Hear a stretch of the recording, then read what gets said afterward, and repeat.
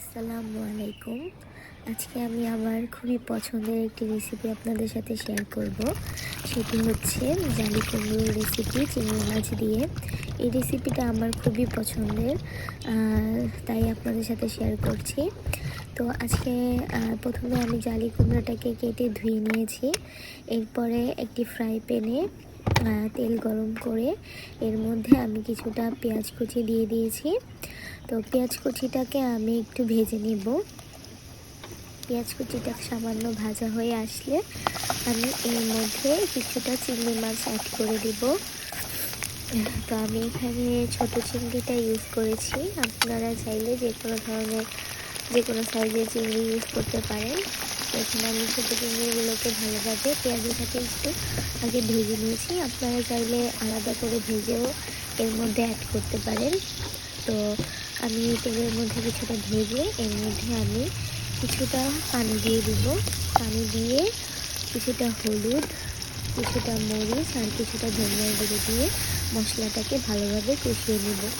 তো আমি এখানে একটু হলুদ, মরিচ, ধনিয়ার গুঁড়ো, তারপর লবণ এগুলো দিয়ে দিয়েছি। তো আমি এখানে একটু হলুদ আর মরিচটা একটু কম ইউজ করেছি, যেহেতু লাউ, তারপর হচ্ছে কুমড়ো, জালি কুমড়ো এগুলো কিছুটা একই টাইপের সবজি।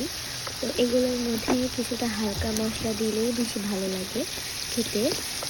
তো আমি এর মধ্যে দিয়ে দিলাম হচ্ছে কেটে রাখা জালি কুমড়োগুলো, দিয়ে আমি মশলাটার সাথে কষিয়ে নেব। আপনারা যদি কেউ চান যে শুকনো মরিচের গুঁড়ো বাদ দিয়ে কাঁচা মরিচের ফালি দিয়ে তরকারিটা রান্না করবেন, সেক্ষেত্রেও রান্না করতে পারেন। এক্ষেত্রে তরকারি কালারটা একটু সাদাতে আসবে।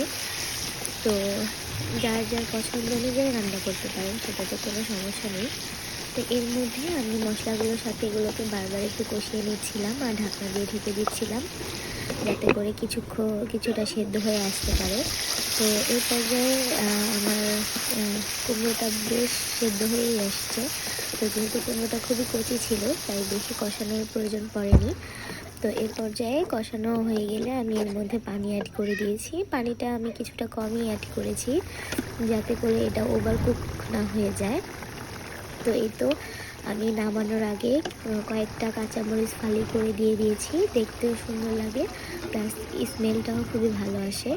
তো এই তো এই পর্যায়ে আমার তরকারিটা একদমই রান্না কমপ্লিট হয়ে গেছে।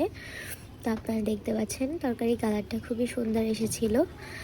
তো আমার রেসিপিগুলো যদি আপনাদের ভালো লেগে থাকে, অবশ্যই আমার পেজটাকে একটি লাইক, কমেন্ট, শেয়ার করে দিবেন।